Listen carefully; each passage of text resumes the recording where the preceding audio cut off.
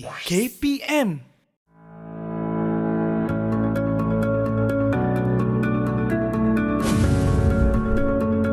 Assalamualaikum dan selamat sejahtera murid-murid. Apa khabar? Cikgu harap murid-murid di rumah berada dalam keadaan sihat sejahtera. Saya Cikgu Nur Azmalinda binti Abdullah dari SMK Seri Serdang Petaling, Selangor. Mata pelajaran kita pada hari ini ialah Sains Komputer Tingkatan 4. Bidang yang akan murid-murid pelajari hari ini ialah pengatur caraan. Pembelajaran kali ini adalah di bawah standard kandungan 1.3 iaitu pemboleh ubah, pemalar dan jenis data. Manakala standard pembelajaran pula ialah 1.3.5 iaitu menggunakan penyataan umpukan dan penyataan aritmetik. Sebelum kita memulakan pembelajaran pada hari ini, sukacita cikgu mengingatkan kepada semua murid agar bersedia dengan pen dan buku catatan. Pada akhir episod ini, murid-murid akan dapat pertama, menggunakan penyataan umpukan dengan betul. Kedua, menggunakan penyataan aritmetik dengan betul. Baiklah murid-murid, berdasarkan gambar yang tertera, apakah nama alat tersebut? Apakah pula perkaitan antara alat tersebut dengan aritmetik? Ya, betul. Nama alat tersebut ialah kalkulator. Kalkulator merupakan satu alat kecerdasan buatan terhad kepada pengiraan sahaja. Perkaitannya dengan aritmetik ialah kalkulator melakukan pengiraan dengan menggunakan operasi aritmetik seperti tambah, tolak, darab dan bahagi. Semasa kita menulis atur cara, terdapat beberapa jenis penyataan yang biasa kita gunakan. Antaranya ialah penyataan umpukan dan penyataan aritmetik. Kita akan melihat dahulu tentang penyataan umpukan. Di dalam bidang matematik, kita telah biasa menyelesaikan masalah-masalah perkiraan menerusi persamaan. Misalnya, untuk mencari isi padu sebuah kotak bersempadan lebar yang dilabelkan sebagai L, tinggi dilabelkan sebagai T dan panjang sebagai P, maka kita akan lakukan operasi L darab T darab P. Dan biasanya bentuk ini diubah kepada bentuk persamaan iaitu sekiranya isi padu dilabelkan sebagai I, maka persamaannya ialah I sama dengan L darab T darab P. Persamaan ini di dalam bahasa pengatur caraan dikenali sebagai penyataan umpukan. Penyataan umpukan boleh terdiri daripada satu ungkapan dan lebih daripada satu ungkapan. Penyataan umpukan merujuk sama dengan atau simbol sama dengan. Penyataan umpukan akan memberikan nilai kepada pemboleh ubah. Ini bermaksud ungkapan di sebelah kanan dinilai dan hasilnya diumpukkan kepada pemboleh ubah di sebelah kiri. Contohnya, int X sama dengan Y. Y adalah nilai yang diumpukkan kepada pemboleh ubah X yang dengan jenis data integer. Kita lihat pula contoh yang kedua. Int X sama dengan 5. 5 adalah nilai yang diumpukkan kepada pemboleh ubah X dengan jenis data integer. X ini walaupun kita sebut sebagai pemboleh ubah, ia sebenarnya adalah satu lokasi storan bernama X. Jadi, kita sebenarnya mengumpulkan nilai 5 ke dalam lokasi storan yang bernama X. Contoh yang seterusnya ialah double purata sama dengan dalam kurungan 6 tambah 8 tambah 5 bahagi 3. Hasil tambah 3 nombor iaitu 6, 8 dan 5 dibahagi dengan 3 yang diumpukkan kepada pemboleh ubah purata dengan jenis data double. Dalam situasi ini pula, kita telah mengumpulkan nilai hasil bahagi ke dalam storan yang bernama purata. Kita lihat pula contoh yang seterusnya. Perhatikan lokasi storan nombor telah diumpukkan dengan nilai 7. Kemudian lokasi storan bilangan diumpukkan dengan nombor. Bagaimana boleh diumpukkan lokasi storan nombor kepada lokasi storan bilangan? Sebenarnya, apa yang berlaku dalam penyataan umpukan bilangan sama dengan nombor ialah kandungan lokasi storan bilangan akan diumpukkan dengan nilai daripada kandungan lokasi storan nombor. Walaupun penyataan umpukan ini dilaksanakan, nombor masih mempunyai nilai 7 kerana semasa pelaksanaan penyataan umpukan berlaku, hanya salinan kandungan lokasi yang diambil dan bukannya diambil terus. Sebagai perbandingan, jika anda selesai membuat salinan foto terhadap sebuah buku, adakah kandungan dalam buku itu hilang? Tentu sekali tidak, walaupun kandungannya telah anda salin ke tempat lain. Bagi penyataan umpukan, nombor sama dengan nombor tambah 1. Di sini, kita telah melakukan operasi penambahan. Kandungan lokasi storan nombor iaitu 7 ditambah nilainya dengan 1 yang kemudiannya menjadi 8. Dan nilai 8 ini telah diumpukkan semula kepada lokasi storan nombor. Oleh itu, sekarang kandungan lokasi storan nombor adalah 8. Maka, nilai 7 akan hilang buat selama-lamanya. Berikut, kita lihat umpukan untuk satu ungkapan. Bagi umpukan untuk satu ungkapan, contoh-contohnya adalah seperti berikut. Contoh 1. Perkataan hello diumpukkan kepada pemboleh ubah X dengan jenis data string. Contoh 2. Nilai 0.123 diumpukkan kepada pemboleh ubah P dengan jenis data double. Contoh 3. Nilai 561.123F diumpukkan kepada pemboleh ubah W dengan jenis data float. Seterusnya, kita lihat pula umpukan untuk ungkapan yang lebih daripada 1.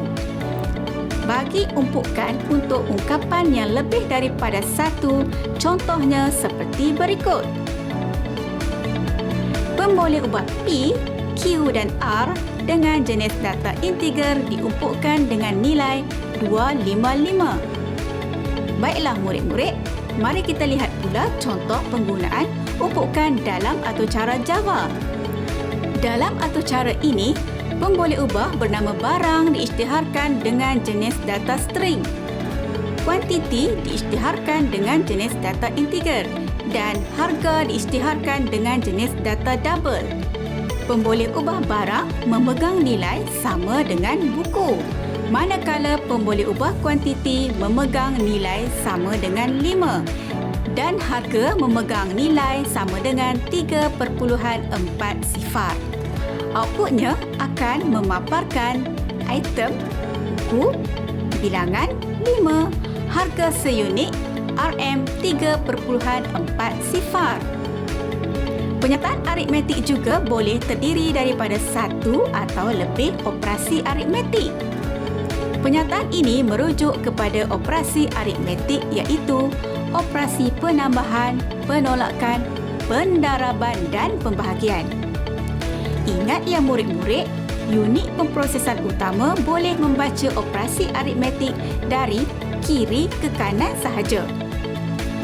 Sekiranya pengatur cara ingin menjalankan operasi darab terlebih dahulu, penggunaan simbol kurungan perlu diutamakan. Semua operasi aritmetik akan dilaksanakan mengikut keutamaan berikut. 1.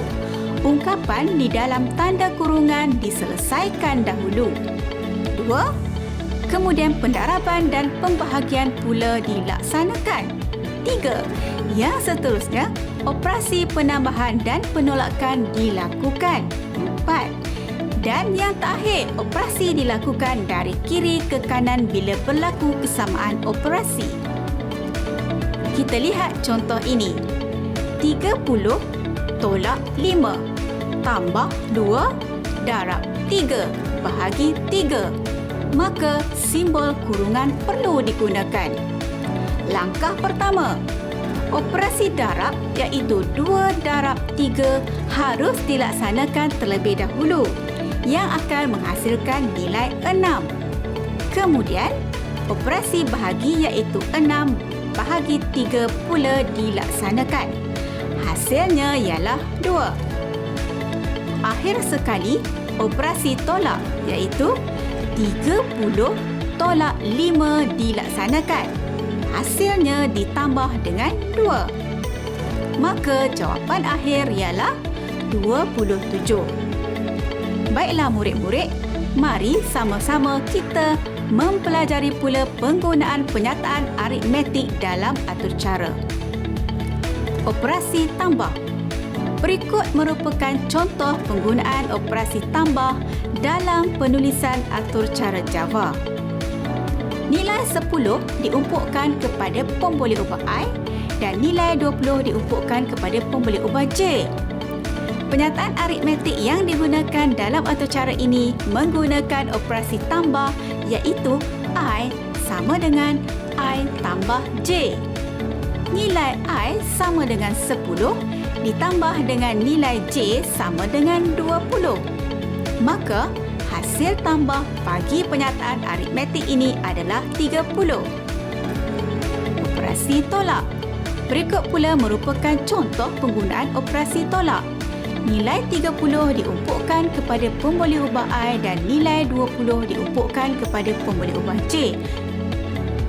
Penyataan aritmetik yang digunakan dalam atur cara ini menggunakan operasi tolak iaitu I sama dengan I tolak J. Nilai I sama dengan 30 ditolak dengan nilai J sama dengan 20. Maka, hasil tolak bagi penyataan aritmetik ini adalah 10. Seterusnya, mari kita lihat contoh penggunaan operasi darab. Nilai 30 diumpukkan kepada pemboleh ubah I dan nilai 20 diumpukkan kepada pemboleh ubah J. Penyataan aritmetik yang digunakan dalam atur cara ini menggunakan operasi darab iaitu I sama dengan I darab J. Nilai I sama dengan 30 didarab dengan nilai J sama dengan 20. Maka hasil darab bagi penyataan aritmetik ini adalah 600. Operasi bahagi. Seterusnya, mari kita lihat pula contoh penggunaan operasi bahagi. Nilai 30 diumpukkan kepada pemboleh ubah I dan nilai 2 diumpukkan kepada pemboleh ubah J. Penyataan aritmetik yang digunakan dalam atur cara ini menggunakan operasi bahagi iaitu I sama dengan I bahagi J.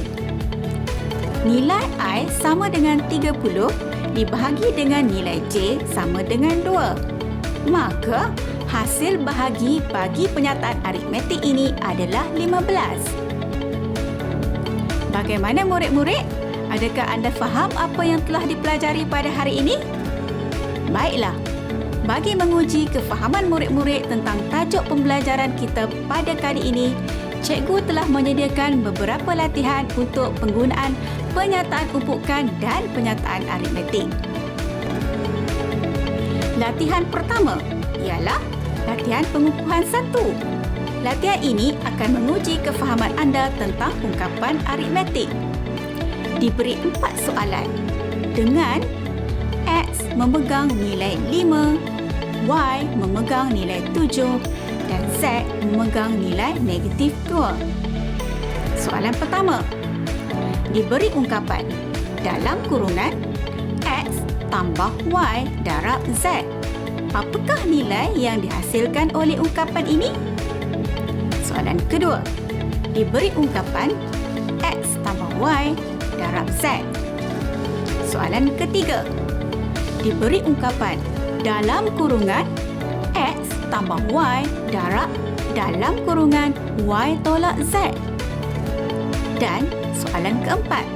Diberi ungkapan Y tolak X tambah X darab Z. Baiklah murid-murid, cuba anda jawab semua soalan ini.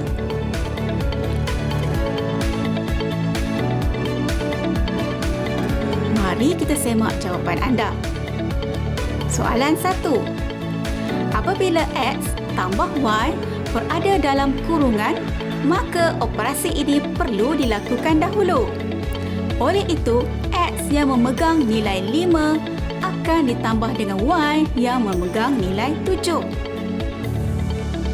Kemudian, hasil tambah operasi ini iaitu 12 akan didarabkan dengan Z yang memegang nilai negatif 2. Jawapannya ialah. Seterusnya, kita lihat pula jawapan soalan kedua. Soalan ini tiada kurungan, maka kita perlu melihat kepada langkah kedua iaitu melihat jika terdapat pendaraban atau pembahagian. Oleh kerana terdapat Y darab Z dalam ungkapan ini, maka kita perlu mendarabkan nilai yang dipegang oleh Y iaitu 7 dengan nilai yang dipegang oleh Z iaitu negatif 2. Hasil darab dua nilai ini ialah negatif 14. Hasil darab ini kemudiannya ditambah dengan X yang memegang nilai 5.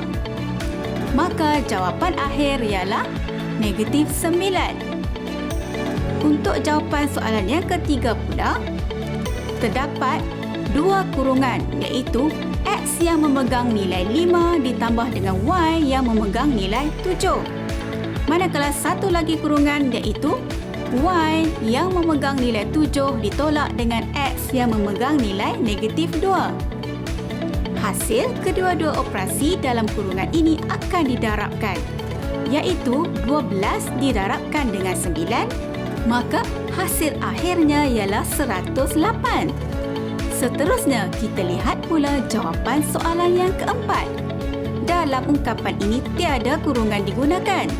Mari kita lihat pada operasi pendaraban yang digunakan, iaitu X yang memegang nilai 5 didarabkan dengan Z yang memegang nilai negatif 2. Hasil operasi ini akan memberikan nilai negatif 10. Kemudian, penyelesaian dari kiri ke kanan dilakukan dengan Y yang memegang nilai 7 akan tolak X yang memegang nilai 5. Dan seterusnya ditambah dengan hasil pendaraban tadi iaitu negatif 10. Maka jawapan akhir ialah negatif 8. Seterusnya, kita lihat pula latihan pengukuhan 2. Soalan 1. Nilai 5 diumpukkan kepada pemboleh ubah X dan nilai 6 diumpukkan kepada pemboleh ubah Y. Hasil operasi bagi kedua-dua umpukan ini ialah 11. Apakah pernyataan aritmetik yang boleh digunakan? Ya, betul. Jawapannya ialah X tambah Y. Pernyataan aritmetik ini menggunakan operasi tambah. Kita lihat pula soalan yang kedua. Nilai 10 diumpukkan kepada pemboleh ubah X dan nilai 2 diumpukkan kepada pemboleh ubah Y. Hasil operasi bagi kedua-dua umpukan ini ialah 5. Apakah pernyataan aritmetik yang boleh digunakan? Ya, betul. Jawapannya ialah X bahagi Y. Pernyataan aritmetik ini menggunakan operasi bahagi. Kita lihat pula soalan yang seterusnya. Nilai 5 diumpukkan kepada pemboleh ubah X dan nilai 6 diumpukkan kepada pemboleh ubah Y.